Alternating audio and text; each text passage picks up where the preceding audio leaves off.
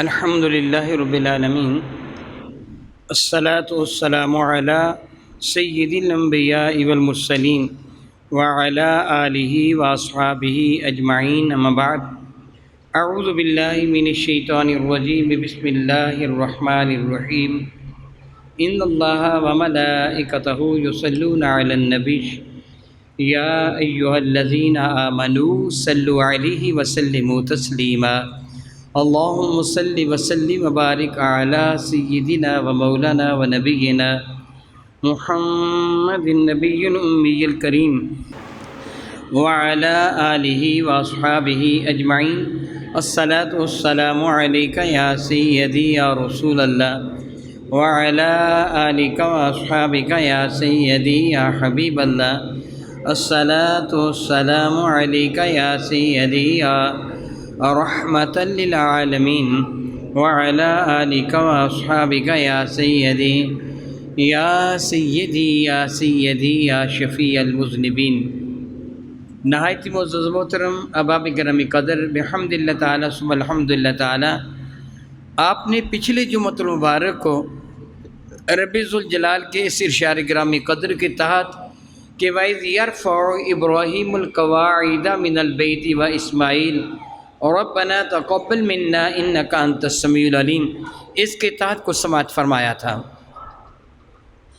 اور میں نے اس ساری کی ساری گفتگو کا خلاصہ جو آخر میں عرض کیا تھا وہ یہ تھا کہ دلیل عظمت یہ ہے کہ بندہ عبادت کر کے اس پر غرور و تکبر نہ کرے بلکہ مزید عاجزی انکساری کے اظہار کرے، اللہ تعالیٰ کے حضور قبولیت کی دعا کرے کہ اے اللہ تعالیٰ میں نے جو یہ عبادت کی ہے اے اللہ تعالیٰ اپنے دربار انور میں قبول فرما لینا۔ وہ عبادت نماز کی شکل میں ہے، روزہ کی شکل میں ہے، حج زکوٰۃ کی شکل میں ہے، خیرات کی شکل میں ہے، حقوق العباد کی ادائیگی کی شکل میں، جو بھی انداز عبادت ہو، عبادت کرنے کے بعد اس عبادت پر غرور یا تکبر نہ کریں بلکہ عاجزی انکساری سے اپنے رب کے حضور عرض کرے کہ مولا تعالیٰ اس عبادت کو تو قبول فرما لینا، قیامت کے دن اس کا مجھے اجر عطا فرمانا۔ آپ جانتے ہیں ایک بہت بڑا عابد، بہت بڑا زاہد، جس نے سینکڑوں نہیں، ہزاروں نہیں، لاکھوں نہیں، کروڑوں یا اربوں سال عبادت کی تھی، اس کی ساری عبادتیں واحد میں برباد ہو گئی، اس کا نام ابلیس ہو گیا۔ عبادت کا کر لینا کمال نہیں ہے، عبادت کا باقی رہنا کمال ہے کہ بندہ عبادت بھی کرے اور وہ عبادت ضائع نہ ہو، اللہ تعالیٰ کے حضور قبول ہو جائے۔ حضرت ابراہیم و اسماعیل علیہ السلام نے اللہ تعالیٰ کے حکم کے تحت حرم کعبہ بنایا تھا۔ جبریل امین آرکیٹیکٹ تھے، معاون تھے سیدنا اسماعیل ذبیح اللہ، مگر بناتے ہوئے کیا عرض کر رہے تھے؟ حجر اسود مقامی ابراہیم جنت کے پتھر ہیں جن کو آپ نے استعمال کیا تھا، مگر عرض کیا کر رہے ہیں؟ ربنا تقبل منا انک انت السمیع العلیم، اے ہمارے پروردگار ہماری جانب سے قبول کر لینا، تو سننے اور جاننے والا ہے۔ پچھلی جمعۃ المبارک کو میں عرض کر رہا تھا کہ سیدنا اسماعیل ذبیح اللہ اپنے ابا حضور کے حکم پر ایک پتھر لے کے آئے تھے جبریل امین کے مشورہ کے ساتھ، جس پر کھڑے ہو کر ابراہیم علیہ السلام حرم کعبہ کو تعمیر کر رہے تھے، اور پتھر نے اپنے سنگلاخ سینے کو ابراہیم علیہ السلام کے قدموں کے نیچے موم کی طرح نرم بنا دیا تھا تاکہ آپ کو کھڑے ہونے میں کوئی زحمت نہ ہو، کوئی دقت نہ ہو۔ اور جتنا ابراہیم علیہ السلام اونچا ہوتے چلے جاتے، دیوار قبلہ اونچی ہوتی چلی جاتی، یہ پتھر بھی اسی قدر اونچا ہوتا چلا جاتا خود۔ جتنا یہ آگے بڑھ کر اگلا پتھر رکھنا چاہتے وہ پتھر اسی قدر آگے بڑھ جاتا۔ حیران کن بات یہ ہے کہ ابراہیم علیہ السلام اسے بڑھنے کا حکم نہیں دیتے تھے، آپ نے پہلا پتھر رکھا تھا، اس پتھر پہ کھڑے ہو کر، یاد ہوگا آپ کو کہ میں بتا چکا ہوں کہ اس زمانہ میں گارے کو استعمال نہیں کیا گیا تھا۔ ابراہیم علیہ السلام جو حرم کعبہ کی دیوار بنا رہے تھے بغیر گارے کے بنا رہے تھے، پتھروں کے ساتھ پتھروں کو چنتے چلے جا رہے تھے، اور پتھر کسی فیکٹری کے بنے ہوئے چورس چکور نہیں تھے، ان کے سارے زاویے درست نہیں تھے، پہاڑ سے اکھڑے ہوئے پتھر ہیں، کوئی کس طرح کا ہے، کوئی چھوٹا ہے، کوئی بڑا ہے، کوئی کس جانب سے کیسا ہے، کس جانب سے کیسا ہے، تو ایسے تو نہیں نا جس طرح آج معمار، کاریگر، میسن راج ایک اینٹ رکھ دیتا ہے بس ٹھیک ہے، اس کے آگے آگے دوسری، اس کے بعد تیسری اینٹ رکھتا چلا جاتا ہے نا۔ ان پتھروں کو تو ایسے نہیں رکھا جا سکتا تھا۔ ان پتھروں کو رکھنے کے لیے تو کبھی اس زاویے سے، کبھی اس زاویے سے، کبھی الٹا کر، کبھی پلٹا کر یہ بھی دیکھنا تھا کہ نیچے والے پتھر پر یہ پتھر ٹک جائے، اور یہ بھی ذہن میں تھا کہ اس کے اوپر بھی ایک پتھر رکھنا ہے، اس کے اوپر بھی کوئی نوکیلی شے نہ ہو تاکہ دوسرا پتھر رکھا نہ جا سکے۔ تو الٹ پلٹ کرتے ہوں گے نا، کبھی ایسے رکھ کے دیکھا، کبھی ایسے رکھ کے دیکھا۔ وہ پتھر پاؤں والا پرسکون طریقے سے وہی ٹھہرا ہوا ہے۔ جب انہوں نے پتھر مکمل کر لیا کہ اب یہ درست ہو گیا ہے، مجھے اگلا پتھر رکھنا ہے، وہ نیچے والا پتھر خود چل کر آگے ہو جاتا۔ بات حیرانی کی ہے کہ آپ کو اس پتھر کو حکم دیتے ہی نہیں تھے، پاؤں سے ٹھوکر بھی نہیں مارتے تھے، یہ میں فارغ ہو گیا ہوں آگے چل۔ وہ پتھر کیسے آگے چلتا تھا؟ نبی کے قدموں کے صدقہ سے اللہ نے اسے اتنا علم عطا فرما دیا تھا، اسے پتہ چل جاتا تھا کہ اب مجھے آگے بڑھنا ہے۔ سوچئے جس نبی کے قدموں کو چومنے کے صدقہ سے پتھر کو یہ علم ملا، اس نبی کا حال کیا ہوگا؟ پھر ذرا اس نبی کا اندازہ کی جس کے پیچھے یہ نبی بھی ہاتھ باندھے کھڑے تھے، میرے نبی کے علم کا اندازہ، سبحان اللہ و بحمدہ۔ بہرحال وہ پتھر آگے بھی بڑھتا گیا، اونچا بھی ہوتا گیا، ہمیں طواف کا طریقہ بھی سکھاتا گیا، حرم کعبہ بھی بنتا چلا گیا، حرم کعبہ مکمل ہو گیا۔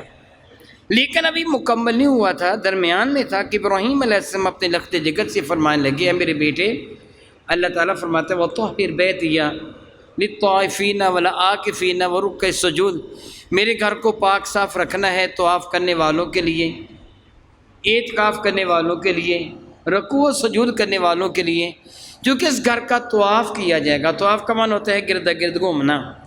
اس گھر کے گرد گرد گھوما جائے گا، چونکہ اس کا مقصد ہی یہ ہے کہ اس کا طواف کیا جائے اور اس کی جانب منہ کر کے رکوع و سجود کیے جائیں، یہاں اعتکاف کیا جائے، بیٹھا جائے یہاں۔ تو کیوں نہ ہو کہ میں کسی کونے میں کوئی خاص نشان لگا دیتا ہوں، طواف کرنے والے شروع بھی وہیں سے کریں گے اور اختتام بھی وہیں پہ ہوگا، تاکہ یہ نہ ہو کوئی یہاں سے شروع کرے، کوئی یہاں سے شروع کرے، کوئی یہاں سے شروع کرے، کوئی یہاں سے شروع کرے، افراتفری ہو جائے گی، اجتماعیت نہیں رہے گی، اکٹھا پن نہیں رہے گا۔ جس طرح بحمد اللہ تعالیٰ، ویسے تو فَإِنَّمَا تَوَلُّوا فَثَمَّ وَجْهُ اللَّهِ، تم جس طرح بھی دیکھو اللہ ہی اللہ ہے، تم اسی کی جانب متوجہ ہوگے۔ لیکن تمہیں نماز پڑھنے کے لیے کیا حکم ہے؟ ہر میں کعبہ کی طرف منہ کرو، حالانکہ اللہ تعالیٰ ادھر بھی ہے، ادھر بھی ہے، ادھر بھی ہے، ہر جگہ وہ اپنی جیسا اس کی قدرت ہے، اپنی قدرت کے لائق ہر جگہ موجود ہے، لیکن تمہیں حکم ہے کہ ہر میں کعبہ کی جانب منہ کرو۔ وہ کوئی ایسا گھر تو نہیں ہے نا کہ جس کے اندر اللہ کو معاذ اللہ بند کر دیا گیا ہے، لیکن تمہیں حکم کیوں؟ اجتماعیت کے لیے۔ فرمانے لگے سارے اجتماعیت ہوگی، ایک کونے پر میں وہ پتھر لگا دو، جاؤ ایک پتھر تلاش کر کے لاؤ۔ سیدنا اسماعیل ذبیح اللہ حضور کے حکم پر پتھر کی تلاش میں نکلیں، جس طرح مقام ابراہیم والے پتھر کے لیے جبریل حاضر ہو گئے تھے، اس پتھر کے لیے بھی جبریل آئے، اور ایک پتھر جو جبل ابو قبیس کے پہلو میں تھا اٹھا کے دیا، یہ ابا حضور کی خدمت میں پیش کر دو، اس کو وہ جگہ لگائیں گے جو نشانی کے لیے، یہ وہ پتھر ہے جس کو حجر اسود کا نام دیا جاتا ہے۔ مفسرین اکرام فرماتے ہیں دو پتھر اور ایک ڈنڈا، لکڑی، عصا، یہ حضرت آدم جنت سے لے کے آئے تھے۔ دو پتھر تو یہ ہیں، ایک مقام ابراہیم ہے اور ایک حجر اسود ہے، اور جو ڈنڈا لے کے آئے تھے یہ نسلاً در نسل ایک نبی سے دوسرے نبی کے پاس، دوسرے سے تیسرے نبی کے پاس، حتیٰ کہ حضرت شعیب علیہ السلام کے پاس آیا۔ شعیب علیہ السلام نے جب موسیٰ کلیم اللہ کو بکریاں چرانے کو حکم دیا تو یہ ڈنڈا حضرت سیدنا موسیٰ کلیم اللہ کو دے دیا تھا، یہ وہی عصا ہے جو اژدہا بنا کرتا تھا۔ گویا یہ ڈنڈا بھی جنت کا تھا اور یہ دونوں پتھر بھی جنت کے تھے۔ حضرت سیدنا اسماعیل ذبیح اللہ یہ پتھر لے کے آئے جس کو آج ہم حجر اسود کہتے ہیں، جس کو چوما جاتا ہے، میرے نبی نے بھی جس کو چوما، سلام کیا۔ اس حجر اسود کو حضرت ابراہیم علیہ السلام نے حرم کعبہ کی دیوار میں لگا دیا، پسند فرمایا۔ وہ پتھر حرم کعبہ کے کونے میں ایک دیوار میں لگ گیا، وہ حجر اسود والا کونا ہے، رکن اسود اسے کہتے ہیں۔ آپ جانتے ہیں کہ اس کا استلام کیا جاتا ہے، کیا کیا جاتا ہے بھلا؟ استلام سلام سے ہے کہ اس کو سلام کیا جاتا ہے، اس کی طرح ہاتھ ایسے کیا جاتا ہے، براہ راست اس کو چوما جاتا ہے، کبھی اس کو مس کیا جاتا ہے، کبھی اس کے جانب ہاتھ کا اشارہ کر کے چوما جاتا ہے۔ یہ سارے عمل استلام ہے، گویا سلام ہے، جس طرح آپ اشارہ سے بھی کسی کو سلام کر دیتے ہو۔ سلام کسے کیا جاتا ہے؟ جو عقل والا ہو یا بغیر عقل کے۔ ایک ہوتا ہے ذوی العقول عقل والا، ایک ہوتا ہے غیر ذی العقول جو عقل والا نہیں ہے۔ پتھر غیر ذوی العقول ہے، پتھر عقل والا نہیں ہے، درخت عقل والا نہیں ہے، جانور عقل والا نہیں ہے۔ اس لیے آپ ہوتی ہیں نا بھینسیں، ان کے باڑے میں جا کر، بکریوں کے ریوڑ کے قریب کھڑا ہو کر، اونٹوں کے طویلے میں جا کر آپ نے کہتے ہیں السلام علیکم۔ کبھی آپ نے بھینسوں کو سلام کہا؟ گائیوں کو، بکریوں کو، اونٹوں کو، انسانوں کو کہا ہے، انسانوں کو کہا ہے۔ غیر ذوی العقول کو سلام نہیں کہا جاتا۔ آپ نے کبھی پہاڑوں کو، درختوں کے جھنڈ میں جا کے نہیں کہا درختوں تم کو السلام علیکم، پہاڑوں پہ جا کو ہمالیہ السلام علیکم، نہیں تم کہتے۔ پتھر غیر ذوی العقول ہے، حجر اسود کو سلام کہتے ہو، حجر اسود کو سلام کہتے ہو۔ میرے نبی فرماتے ہیں قیامت کے دن اللہ تعالیٰ حجر اسود کو چہرہ بھی عطا فرمائے گا، آنکھیں بھی عطا فرمائے گا، زبان بھی عطا فرمائے گا۔ حجر اسود ہر اس بندے کے ایمان کی گواہی دے گا قیامت تک جس نے ایمان کے ساتھ اس کا استلام کیا ہوگا۔ اے اللہ میں گواہ ہوں یہ صاحب ایمان ہے۔ اللہ اکبر، اللہ اکبر، اللہ اکبر۔ جو رب پتھر کو اتنا علم عطا فرماتا اس نے نبیوں کو کتنا علم عطا کیا ہوگا۔ بہرحال پتھر اس کونے میں لگا دیا گیا۔ ثابت تفسیر عزیزی، اسی طرح ثابت تفسیر نعیمی یہ ایک دلچسپ بات نقل فرماتے ہیں مختلف تفاسیر کے حوالہ سے کہ جب حرم کعبہ تعمیر ہوا تو گارا استعمال نہیں کیا گیا تھا، پتھروں کی سادہ دیوار بنائی گئی تھی، لیکن دیوار بناتے ہوئے کچھ پتھر، کچھ مٹی کے، ریت کے کچھ ذرات، کوئی کینکر وغیرہ وہ تعمیر کے دوران گرتے چلے گئے۔ مفسرین کرام یہ نقل فرماتے ہیں کہ اللہ تعالیٰ نے جبریل کو حکم دیا اے جبریل ان کو اٹھاؤ اور پوری روئے زمین پر بکھیر دو۔ جبریل نے پروں پر اٹھایا اور پوری روئے زمین پر بکھیر دیا۔ یہ مفسرین کرام فرماتے جہاں چھوٹا ذرہ گرا وہاں چھوٹی مسجد بن گئی، جہاں بڑا پتھر یا بڑا ذرہ گرا وہاں جامع مسجد بن گئی۔ اسی بنا پر ان مساجد کو حرم کعبہ کی بیٹیاں کہا جاتا ہے۔ یہ وہ مساجد ہیں جو ہدایت والی مساجد ہیں، جو ہدایت والی مساجد ہیں۔ معاذ اللہ تعالیٰ جس طرح بعض مرزائی بھی اپنی عبادگاہ کو مسجد کہتے تھے، آج کل نہیں کہتے۔ یہ صرف وہ مساجد ہیں حرم کعبہ کی بیٹیاں جو ہدایت والی ہیں۔ میری اور آپ کے کریمہ کا تاجدار بجم شفیع معظم رحمۃ اللہ کی شان گرامی قدر ہے، یہ مساجد جو ہدایت والی مساجد ہیں آسمان والوں کو یوں نظر آتی ہیں جس طرح زمین والوں کو آسمان کے ستارے نظر آتے ہیں، جس طرح زمین والوں کو آسمان کے ستارے نظر آتے ہیں اس طرح اہل سماوات کو یہ مساجد نظر آتی ہیں۔ شاید آپ نے بھی پڑھا ہوگا، میں نے پڑھا بھی، میں نے وہ اخبار بھی سنبھال کے رکھا تھا، شاید اب بھی وہ میرے پاس کہیں اخبار مل جائے۔ پرانی بات ہے، کئی سال پرانی بات ہے۔ بھارت کی ایک عورت نے، انڈیا کی ایک عورت نے، سائنسدان نے اسلام قبول کیا تھا۔ اخبارات میں اس کا واقعہ بڑی تفصیل کے ساتھ شائع ہوا تھا، میگزین وغیرہ میں بھی۔ اور یہ عورت انڈیا کی، ویسے عورت ہی، خاندان اس کا انڈیا میں تھا، لیکن یہ امریکہ میں سائنسدان تھی، پی ایچ ڈی کی ڈگری اس نے امریکہ میں کی، وہیں کی نیشنلٹی تھی اور وہیں کی یہ شہری کہلواتی تھی۔ جب امریکہ نے یہ دعویٰ کیا تھا کہ اس نے اپنے خلائی جہاز چاند کی طرف روانہ کیے ہیں، تو وہ سائنسدان جو اس خلائی جہازوں میں بیٹھ کر جو گئے تھے چاند کی جانب، ان میں یہ عورت بھی شامل تھی، انڈین نژاد تھی، امریکہ کی نیشنلٹی والی تھی، اور یہ بھی ان کے ساتھ سائنسدانوں کے ساتھ وہاں گئی تھی، اس کا بیان تھا کہ میں نے اسلام کیوں قبول کیا۔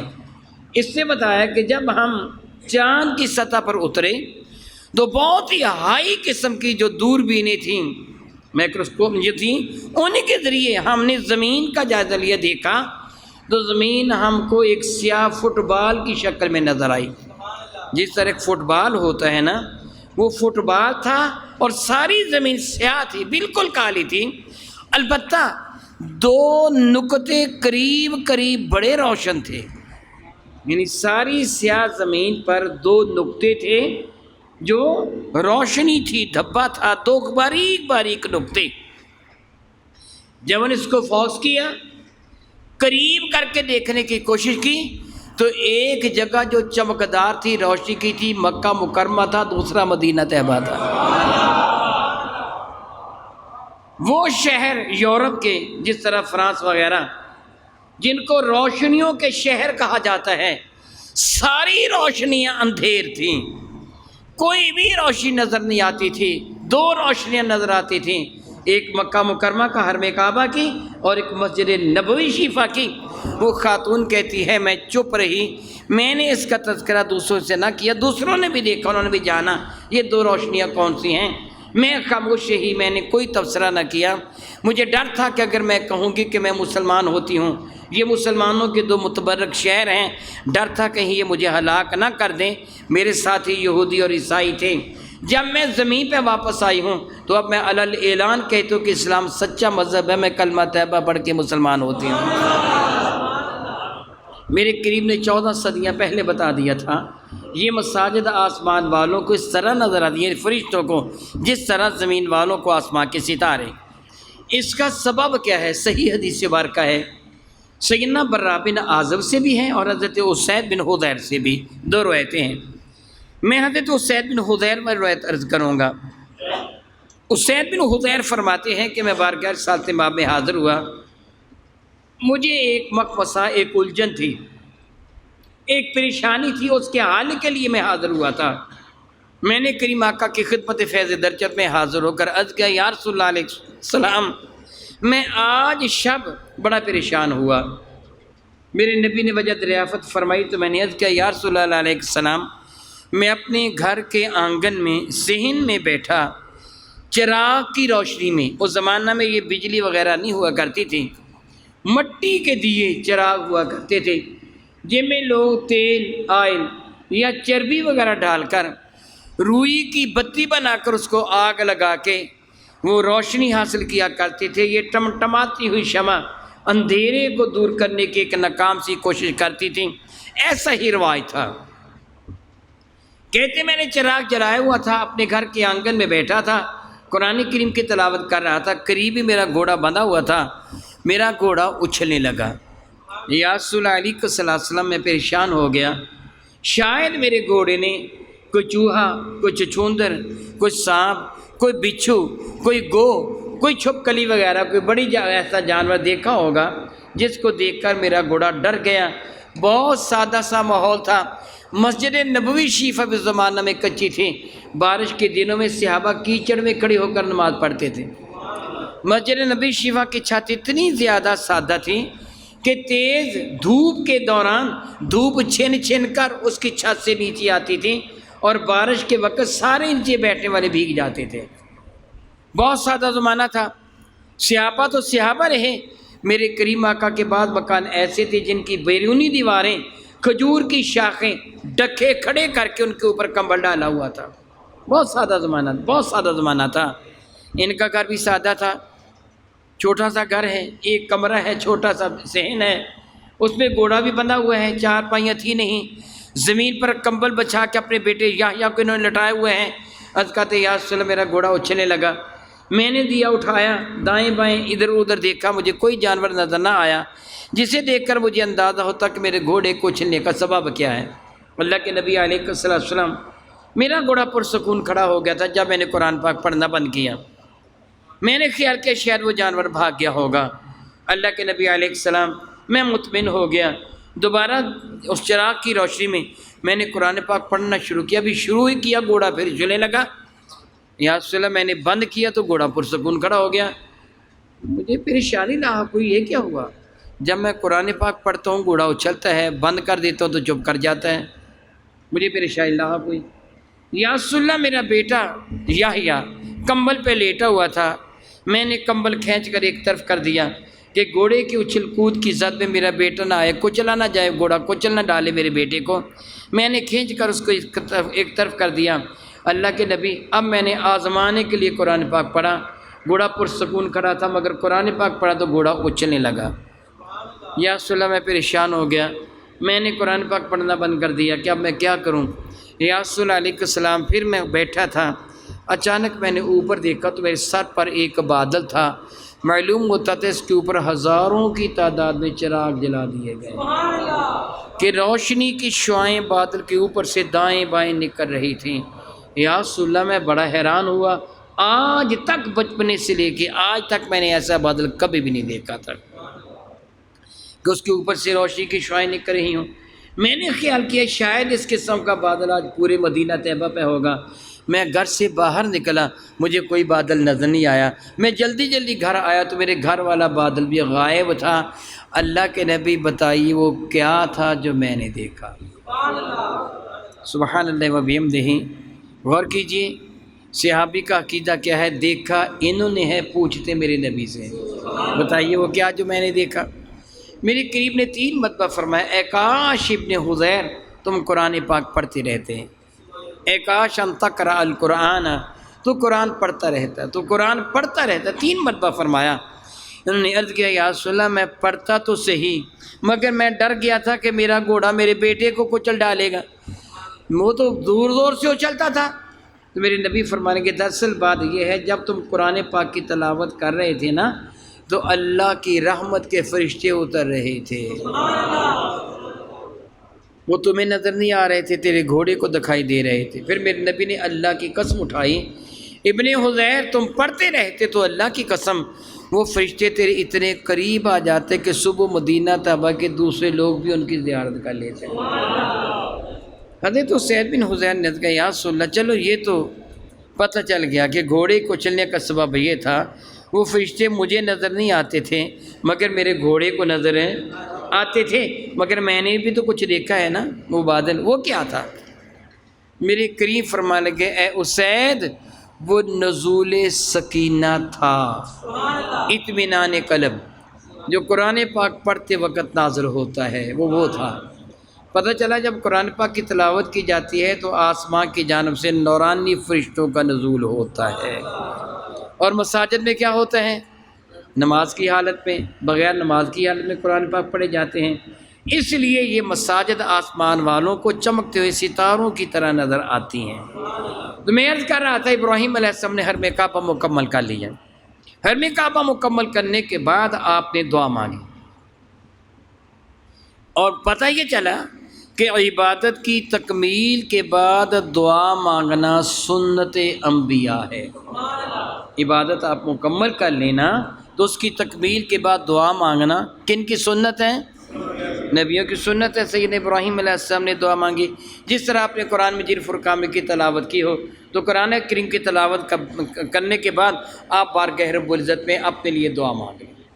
آپ نے نماز پڑھی ہے، عبادت کی ہے، اس کے بعد اپنے لیے دعا مانگ لیں۔ اللہ تعالیٰ توفیق عطا فرمائے، روزہ رکھا ہے، افطاری کے وقت روزہ افطار کرنے سے پہلے اپنے لیے دعا مانگ لیں۔ اللہ تعالیٰ نے آپ کو عمرہ کی توفیق عطا فرمائی ہے، حج کی توفیق عطا فرمائی ہے، وہاں بھی اپنے لیے دعا مانگ لیں۔ بارگاہ سات باب میں حاضری کی توفیق ہوئی ہے، وہاں بھی اپنے لیے دعا مانگ لیں۔ گویا عبادت کے بعد دعا مانگنا یہ سنت انبیاء ہے۔ ابراہیم علیہ السلام نے دعا مانگی، جس طرح میرا اللہ فرماتا ہے وَيَرْفَعُ إِبْرَاهِيمُ الْقَوَاعِدَ مِنَ الْبَيْتِ وَإِسْمَاعِيلَ، اے محبوب اللمحات کو یاد کرو جب ابراہیم اور اسماعیل اس گھر کی دیواریں بلند کر رہے تھے اور عرض کر رہے تھے ربنا، اے ہمارے رب، تقبل منا، ہماری جانب سے قبول فرما لے، انک انت السمیع العلیم، مولا تعالیٰ تو سننے والا بھی ہے، جاننے والا بھی ہے، جو میں کہہ رہا ہوں وہ تو سنتا ہے، جو میں کہہ رہا ہوں وہ تو سنتا ہے، جو میرے دل میں ہے وہ تو جانتا ہے۔ کہ میری زبان اور میرا دل ایک دوسرے کے ہم نوا ہیں، یا میں زبان سے کچھ اور کہہ رہا ہوں میرے دل میں کچھ اور ہے؟ یہ خشوع و خضوع کہ دل میں تیرے وہی ہو جو تیری زبان پر ہے۔ پھر اگلی دعا کیا مانگی؟ ربنا، اے ہمارے پالنے والے، وجعلنا مسلمین لک، مولا تعالیٰ مجھے بھی اور میرے بیٹے کو بھی اپنے حضور سر جھکانے والا بنا لے۔ اللہ اکبر، اللہ اکبر، اللہ کے نبی ہیں، اللہ کے نبی ہیں، مگر دعا کیا مانگ رہے ہیں؟ مولا تعالیٰ ہمیں نمازی بنا دے، ہمیں۔ آپ بھی نماز پڑھتے ہیں نا؟ پڑھتے ہیں نا الحمدللہ تعالیٰ۔ جب آپ کی نماز مکمل ہو رہی ہوتی ہے، آخر میں پہنچے ہوتے ہو، تو بڑی عاجزی انکساری کے ساتھ سلام بارگاہ بے کس پناہ میں عرض کر کے درود پاک پڑھنے کے بعد پھر کیا کہتے ہیں؟ رب اجعلنی، کیا معنی بنتا ہے؟ مولا تعالیٰ مجھے پکا نمازی بنا دے۔ کر کیا رہے ہیں؟ نمازی تو پڑھ رہے ہیں، نمازی تو پڑھ رہے ہیں، پھر کہہ رہے ہیں مولا تعالیٰ مجھے نمازی بنا دے۔ تنہا مجھے نہیں ومن ذریتی، مولا میری اولاد کو بھی نمازی بنا دے۔ یعنی عبادت کر کے اپنے رب سے مزید عبادت کی دعا مانگنا بھی نبیوں کی سنت ہے، اور یہ دعا بھی حضرت ابراہیم علیہ السلام کے رب اجعلنی مقیم الصلاۃ حضرت ابراہیم کی دعا ہے۔ ابراہیم علیہ السلام مانگ رہے ہیں ربنا وجعلنا مسلمین لک، ہمیشہ اپنے رب سے یہ دعا کیوں مانگنی چاہیے؟ میں اس کی جو ریزن سبب ہے وہ عرض کر دیتا ہوں۔ آپ جانتے ہیں نا، ایک بہت بڑا عبادت گزار، سینکڑوں نہیں ہزاروں لاکھوں اربوں سال عبادت کرنے والا، اس کی ساری عبادت رائے کا ہو گئی تھی، وہ شیطان اور ابلیس بنا دیا گیا تھا۔ عبادت کر کے تکبر نہ کرنا، عرض کرنا مولا اس کو قبول کر لینا، اس کو باقی رکھنا۔ سیدنا ابراہیم علیہ السلام نے عرض کیا ربنا وجعلنا مسلمین لک، مولا مجھے میرے بیٹے کو اپنے حضور گردن جھکانے والا بنا لے، ومن ذریتنا، مولا میری اولاد کو بھی ایسا ہی کر لینا۔ من تبعیض یہ ہے، ساری اولاد تو ایسی نہیں ہوتی، میری اولاد سے بھی ایسے کرنا، میرے نبی ابراہیم علیہ السلام کی اولاد سے ہیں، حضرت اسماعیل کی اولاد سے ہیں۔ ومن ذریتنا امتا مسلمتا لک، مولا میری اولاد میں ایسے لوگ پیدا کرنا جو تیرے حضور سر جھکانے والے ہوں، مسلمتا لک، جو تیرے حضور سر جھکانے والے ہوں۔ تو ہمارا نام مسلمان حضرت ابراہیم نے رکھا ہے۔ اللہ رب العزت جل وعلا قرآن کریم میں فرماتا سماکم المسلمین، تم جانتے ہو تمہارا نام مسلمان کس نے رکھا؟ یہ ابراہیم نے رکھا ہے۔ نام رکھنے کا سبب کیا بنا تھا؟ کیوں تمہارا نام مسلمان رکھا؟ دیکھیے نا، پہلے جو انبیاء ہیں حضرت ابراہیم علیہ السلام کے بعد آنے والے، حضرت سیدنا یعقوب علیہ السلام، حضرت ابراہیم کے بیٹے کا نام کیا ہے؟ حضرت اسحاق۔ بڑے بیٹے کا نام اسماعیل ہے، چھوٹے کا نام اسحاق، اسحاق علیہ السلام کے بیٹے کا نام یعقوب ہے۔ حضرت یعقوب کا لقب ہے اسرائیل، ان کی اولاد کہلاتی ہے بنی اسرائیل۔ حضرت یعقوب کے 12 بیٹے تھے، وہ سارے بنی اسرائیل ہیں، ان کی نسل سے سارے نبی پیدا ہوئے۔ حضرت سیدنا یعقوب کے بڑے بیٹے کا نام تھا یہودا۔ کیا نام تھا؟ ان کے نام پر بستی آباد ہوئی، جس طرح لوگوں کے نام پر بستیاں آباد ہوتی ہیں کہ نہیں ہوتی ہیں نا۔ ڈیرا اسماعیل، ڈیرا غازی کا ناموں پر ہے نا، جس طرح یہ ناموں پر، اس طرح مدین، مدائن، یہودا حضرت ابراہیم کے بیٹے تھے، ان کے نام پر یہ شہر آباد ہوئے۔ یہودا بڑا بیٹا تھا، اس کے نام پر جو بہت بڑا شہر آباد ہوا جس میں کثرت کے ساتھ اولاد یعقوب رہتی تھی، وہ سارے کے سارے یہودا بستی کے رہنے والے کیا کہلوائے؟ جس طرح پاکستان کے رہنے والے پاکستانی، عرب کے رہنے والے سعودی عربی یا حجازی، ایرانی، بھارتی، یعنی اپنے ملک کی جانب جو منسوب ہیں۔ تو حضرت یعقوب علیہ السلام کی وہ اولاد اس بستی میں جو کثرت ہے سارے یہودی کہلوائے، یہودا کی وجہ سے یہودی کہلوائے۔ حضرت عیسیٰ کو ماننے والے عیسائی، عیسیٰ کی وجہ سے۔ حضرت عیسیٰ کی وجہ سے کیا کہلوائیں؟ عیسائی۔ حضرت عیسیٰ نے فرمایا تھا من انصاری اللہ، اللہ کے نام پر کون میری مدد کرے گا؟ مدد کرنے والوں کو، نصرت کرنے والے نصارہ، عیسائیوں کو نصارہ بھی کہتے ہیں، گویا ان کے نام رکھنے کا یہ سبب بنا، عیسیٰ سے عیسائی، یہودا سے یہودی۔ تو میرے نبی کا اسم گرامی قدر محمد صلی اللہ علیہ وسلم، تو ہمیں کیا کہلوانا چاہیے تھا؟ محمدی۔ وہ قادیانی دجال کے ماننے والے اس کے شہر کی طرف منسوب کرو تو مرزائی، اس خبیث کی اپنی جانب منسوب کرو تو احمدی ہے نا۔ میرے نبی کی جانب منسوب کرتے تو محمدی ہوتے، شہر کی جانب منسوب کرتے تو مدنی ہوتے، مگر نہ ہم محمدی کہلواتے نہ مدنی، بلکہ کیا کہلواتے ہیں؟ مسلمان۔ ہمارا نام حضرت کیوں رکھا؟ ابراہیم علیہ السلام کو اللہ تعالیٰ نے سارے نبیوں کے حالات سے مطلع فرمایا۔ حضرت سیدنا ابراہیم سے لے کے حضرت عیسیٰ علیہ السلام تک جتنے نبی آئے ہیں، ان سب میں سب سے زیادہ ابراہیم صاحب کے بعد معتبر نبی حضرت موسیٰ ہے۔ کون ہے نبی؟ حضرت موسیٰ کلیم اللہ وہ شخصیت ہے کہ اللہ تعالیٰ نے بغیر وسیلہ جبریل کے براہ راست ان سے گفتگو کی ہے، اور اللہ نے جو ان کو تورات دی ہے، حدیث مبارکہ ہے، اللہ تعالیٰ نے خود اپنے دست قدرت سے تورات کو لکھا ہے۔ تورات اللہ نے اپنے دست قدرت سے لکھی ہے، موسیٰ کلیم اللہ کو عطا فرمائی۔ حضرت موسیٰ سے لے کے حضرت عیسیٰ تک جتنے نبی آئے ہیں بنی اسرائیل کے، وہ سارے کے سارے تورات کو ماننے والے تھے۔ ان کے پاس آئین، قانون، شریعت کی کتاب تورات تھی۔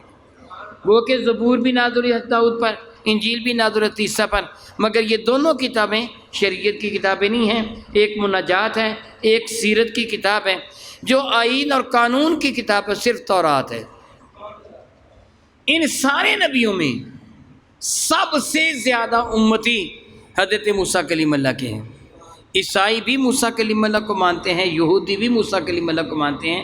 یہودی حضرت عیسیٰ کو نہیں مانتے، عیسائی حضرت موسیٰ کو ہی مانتے ہیں، عیسیٰ کو ہی مانتے ہیں۔ سب سے بڑے یہی تھے، اور اللہ تعالیٰ نے ان کے سامنے، ان کی امت کے سامنے ان کے معجزات کو ظہور پذیر فرمایا تھا۔ آپ جانتے ہیں، میں تفصیل میں نہیں جاؤں گا، لیکن آپ کے علم میں ہے، موسیٰ کلیم اللہ جب فرعون کے مصر شہر سے اپنے ساتھیوں کو لے کے نکلے تھے تو آپ کے لیے اللہ نے سمندر کو، دریا کو ٹکڑے ٹکڑے کر دیا تھا۔ اللہ تعالیٰ فرماتا ہے وَإِذْ فَرَقْنَا بِكُمُ الْبَحْرَ فَأَنْجَيْنَاكُمْ، ہم نے تمہارے لیے دریا کو فرقنا، ٹکڑے ٹکڑے، فرق فرق، تفریق، جدا جدا کر دیا۔ فَأَنْجَيْنَاكُمْ، تم نجات پا گئے۔ حیرانی کی بات تھی کہ میں نہیں جانتا کتنے 100 سال ہو گئے تھے وہاں دریا کو چلتے ہوئے۔ موسیٰ کلیم اللہ پہنچے، عصا مارا تو دریا کے پانی کس طرح ٹکڑے ہو گئے جس طرح برف کے بلا کھڑے ہوتے ہیں۔ اور 12 حصے بنے تھے بنی اسرائیل کے، 12 قبیلے تھے، حضرت یعقوب کے 12 بیٹے، یوسف کے 11 بھائی علیہ السلام۔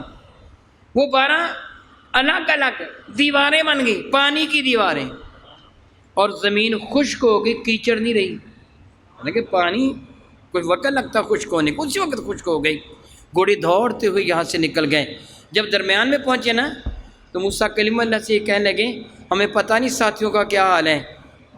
ایک درے میں داخل ہونے والا 12 قبیلے تھا نا، ساتھیوں کا کیا حال ہے؟ آپ نے میں ابھی دکھا دیتا ہوں۔ پھر عصا مارا تو وہ پانی شیشے کی طرح ہو گیا۔ ان کو سارے نظر بھی آتے تھے، دکھائی بھی دیتے تھے، باتیں بھی کرتے تھے۔ تھوڑی ہی دیر میں دریا کے دوسرے کنارے پر جا پہنچے۔ ادھر فرعونی بھی آ گئے، وہ دریا کے اس کنارے پہ آ گئے، یہ باہر نکل گئے، فرعونی اندر داخل ہو گئے۔ جب یہ اندر داخل ہو گئے فرعونی، تو انہوں نے کہا بنی اسرائیل نے، موسیٰ وہ بھی آ گئے، فرمانے کی فکر نہ کرو۔ جب وہ سارے دریا میں داخل ہو گئے، پہلا بار نہیں ابھی نکلا تھا، آپ نے عصا مارا، دریا پھر بہنے لگا۔ یہ 2 بلکہ 3 زبردست موجزے، دریا کا ٹکڑے ٹکڑے ہو جانا، زمین کی سطح کا سوکھ جانا، دوبارہ دریا کا بہنے لگنا۔ بھی دریا کے آگے بند باندھ دیا جائے تو وہ کناروں کو توڑ کر باہر نکل جائے گا، مگر اس دریا کو تو کچھ بھی نہ ہوا تھا، کوئی بھی کنارہ نہ ٹوٹا تھا، پانی ساکت و جامد ہو گیا تھا۔ کتنا بڑا معجزہ تھا۔ کن لوگوں نے دیکھا؟ بنی اسرائیل نے۔ یہ پار بھی آ گئے، انہوں نے دیکھا، فرعونی آئے، پھر دریا بہنے لگا، وہ سارے غرق ہو گئے۔ اللہ تعالیٰ فرمانا وَإِذْ فَرَقْنَا بِكُمُ الْبَحْرَ فَأَنْجَيْنَاكُمْ وَأَغْرَقْنَا آلَ فِرْعَوْنَ، فرعونیوں کو غرق کر دیا۔ وَأَنْتُمْ تَنْظُرُونَ، تم اپنی آنکھوں سے نظارہ کر رہے تھے۔ پھر اس قوم کو حضرت سیدنا موسیٰ کلیم اللہ میدان تی میں لے کے آئے، بڑے کھلے میدان میں لے کے آئے۔ 40 سال ان بنی اسرائیلیوں پر اللہ تعالیٰ آسمان سے کھانا نازل فرماتا رہا، صبح و شام فرماتا ہے وَظَلَّلْنَا عَلَيْكُمُ الْغَمَامَ۔ دیکھیے دھوپ شدت کی ہو تو پھر ہم شامیانے کا انتظام کرتے ہیں جنگل بیابان میں۔ شامیانے کے لیے ہمیں بڑی تگودو کرنا پڑتی ہے، بانس لے کے آؤ، رس لے کے آؤ، شامیانے لے کے آؤ، کلے لے کے آؤ، پھر تیز ہوا آئے گی تو سب کچھ اکھڑ جائے گا۔ رب کائنات نے بنی اسرائیل کے یہ بادل کا شامیانہ بنا دیا تھا۔ وَظَلَّلْنَا عَلَيْكُمُ الْغَمَامَ، اور ہم نے بادل کا سایہ تم پر کیا۔ وَأَنزَلْنَا عَلَيْكُمُ الْمَنَّ وَالسَّلْوَىٰ، تم پر آسمان سے میٹھا اور نمکین کھانا اتارا۔ 40 سال بنی اسرائیل کس طرح گزرے کہ ان کا پہنا ہوا کپڑا بھی پرانا نہیں ہوا۔ 40 سال آسمان سے کھانا نازل ہوتا رہا، آسمان سے پانی ملتا رہا۔ دن کے وقت بادل نے سایہ کیا تھا، رات کا وقت ہوتا تو گھپ اندھیر کی وجہ سے موسیٰ کلیم اللہ کو عصا مینارہ نور بن جاتا، اب اس کو گاڑ دیتے، وہ پورا جنگل وہ روشنی میں نہا جاتا، وہ سارا جنگل نہایت ہی روشن و تاباں ہو جاتا۔ 40 سال اس طرح گزرے، لیکن جب موسیٰ کلیم اللہ تورات لے کے آئے نا، فرمانے کہ یہ میں تمہارے پاس تورات لے کے آیا ہوں، معلوم ان کا جواب کیا تھا؟ لَن نُؤْمِنَ لَكَ حَتَّىٰ نَرَى اللَّهَ جَهْرَةً، ہم نہیں تجھ پر ایمان لاتے، رب کھلم کھلا ہمارے ساتھ بات کرے، یہ تورات قبول کر لو۔ انہوں نے انکار کر دیا تورات قبول کرنے سے، پھر 70 آدمی ہلاک کر دیے کہ پھر مانی تھی۔ موسیٰ کلیم اللہ نے قوم عمالقہ کے ساتھ، جو بڑی نافرمان قوم تھی، جنگ کرنے کا ارادہ کیا۔ فرمانے لگے آؤ میرے ساتھ، یوشع بن نون، کالب بن یکنہ کے سوا یہ 2 بندے ایسے تھے جو موسیٰ کلیم اللہ کے خلیفہ ہیں، ان کے سوا باقیوں نے کیا کہا؟ فَاذْهَبْ أَنْتَ وَرَبُّكَ فَقَاتِلَا إِنَّا هُنَا قَاعِدُونَ، موسیٰ تو چلا جا، تیرا رب چلا جائے، جاؤ جا کے دونوں لڑائی کریں، ہم نہیں جاتے، ہم نہیں لڑائی کریں گے۔ وہ 40 سال تک روزانہ معجزہ دیکھنے والے، انہوں نے انکار کر دیا۔ حضرت سیدنا ابراہیم نے ان کے حالات کو پڑھا کہ یہ کیسے لوگ تھے، پھر میرے نبی کی امت کو بھی پڑھا، وہ لوگ بھی ہوں گے جو بن دیکھے ایمان لاتے چلے جائیں۔ میں آپ سے سوال کرتا ہوں کہ آپ نے میرے نبی کا کوئی معجزہ دیکھا؟ میرے نبی کو دیکھا، صحابہ کو دیکھا، اہل بیت اطہار کو دیکھا، نزول قرآن کا منظر دیکھا، چاند ٹکڑے ہوتے ہوئے اپنی آنکھوں سے دیکھا؟ بھی کچھ بھی نہیں دیکھا، پھر بھی ایمان لے آئے، اور کتنا پکا ایمان لے کے آئے۔ آپ کے ہمسایہ ملک بھارت میں مسلمانوں پر ظلم و تشدد اس قدر کیا جاتا ہے کہ کلیجہ منہ کو آتا ہے، کربناک مناظر دیکھے نہیں جاتے۔ مجھے کسی نے پوسٹیں کی ہیں چند کی، میں نہیں دیکھ سکا، میں نے ان کو ڈیلیٹ کر دیا، نہیں دیکھے جاتے۔ اتنا ظلم ہے، اتنا ظلم ہے، اتنا ظلم، مگر میں دعویٰ کے ساتھ کہتا ہوں میرے علم میں نہیں ہے، اگر آپ کے علم ہے تو آپ بتائیں کہ کسی مسلمان نے ظلم و ستم کا نشانہ بنتے ہوئے کہا اوے بس مجھے نہ مارو میں ہندو ہوتا ہوں؟ کسی مسلمان نے ہندو ہونے کا اعلان کیا؟ الحمدللہ ہر ظلم و ستم تسلیم کیا، مگر دامن مصطفیٰ کو نہیں چھوڑا۔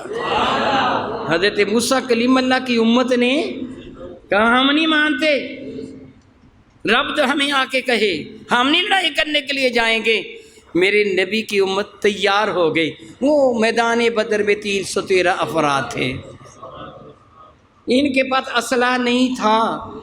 میرے کریم نے ان سے مشورہ لیا، بتاؤ کیا کریں، لڑائی کریں کہ نہ کریں؟ میرے نبی نے جو ان سے سوال کیا، جواب ان کا کیا تھا؟ حضرت حفیظ نے جلندری نے بڑے پیارے انداز میں وہ جواب ان کا شعروں میں نقل کیا۔ اٹھے مقداد، اٹھ کر عرض کی اے سرور عالم، نہیں ہے قوم موسیٰ کی طرح کہہ دینے والے کو۔ اے اللہ کے نبی، ہم قوم موسیٰ کی طرح نہیں کہیں گے۔ تعالی اللہ، شیوا نہیں ہے یہ با وفاؤں کا، پیا ہے دودھ ہم لوگوں نے غیرت والی ماؤں کا۔ نبی کا حکم ہو تو پھاند جائیں ہم سمندر میں، جہاں کو غرق کر دے نعرہ اللہ اکبر میں۔ یہ قریش مکہ تو کیا چیز ہے، رب کعبہ کی قسم دیووں سے لڑ جائیں، سنان و نیزہ بن کر سینہ باطل میں گڑ جائیں۔ یا صلح اگر اسلحہ نہیں تو نہ صحیح، اگر ہمارے پاس تیر و تفنگ نہیں تو نہ صحیح، آپ تو موجود ہیں، حکم دیں ہم سمندر میں چھلانگیں لگا دیں گے۔ تو جب ابراہیم علیہ السلام نے اس قوم کو دیکھا تو عرض کیا مولا ان کا نام میں نہ رکھ دوں؟ میں رکھو، کیا نام رکھتے ہو؟ آپ نے کہا میں ان کا نام مسلمان رکھتا ہوں کہ تیری حضور سر جھکانے والے، تیری ہر بات کو مان لینے والے۔ جس طرح اللہ تعالیٰ ابراہیم کے لیے فرماتا ہے اذ قال لہ ربہ اسلم، ان کے رب نے ان کو حکم دیا مان لے، قال اسلمت، مولا میں نے مان لیا لرب العالمین۔ تو رب کریم فرماتا ہے انہوں نے کہا ربنا وجعلنا مسلمین لک، مولا مجھے بھی میرے بیٹے کو بھی اپنی حضور سر جھکانے والا بنا دے، ومن ذریتنا امتا مسلمۃ لک، میری نسل سے وہ امت پیدا کرنا جو مسلمان ہو۔ تو مسلمان کا معنی کیا بنا؟ بتا دیجئے، سارے بتا دو، کیا بنا؟ بتا دو یار، کیوں سستی کرتے ہو؟ مسلمان کا معنی کیا بنا؟ یہ نماز پڑھنے والا۔ مسلمان کا معنی کیا ہے؟ جو نماز نہیں پڑھتا وہ اپنے مسلمان ہونے پر ذرا غور کرے۔ امت مسلمۃ اللہ کا و آرینا مناسکنا، مولا حج کے طریقے بھی سکھا دے، وتب علینا انک انت التواب الرحیم، اپنی رحمت کے ساتھ ہماری طرف رجوع فرما کہ تو توبہ کو قبول کرنے والا مہربان ہے۔ آپ نے یہ دعا مانگی، آپ کا نام مسلمان رکھا۔ اگلی آیا بارکہ میں ایک مخصوص دعا ہے، انشاءاللہ تعالیٰ اس کا ذکر میں آئندہ کروں گا۔ اللہ تعالیٰ کے حضور میں یہ دعا کرتا ہوں، اللہ تعالیٰ جب تک ہمیں زندہ رکھے اسلام پر زندہ رکھے، آخری ہجکی آئے تو ایمان کے ساتھ آئیں، قیامت کے اٹھیں تو اللہ تعالیٰ کے محبوب بندوں کے ساتھ ہمارا حشر ہو۔ آمین ثم آمین، وآخر دعوانا ان الحمد للہ رب العالمین۔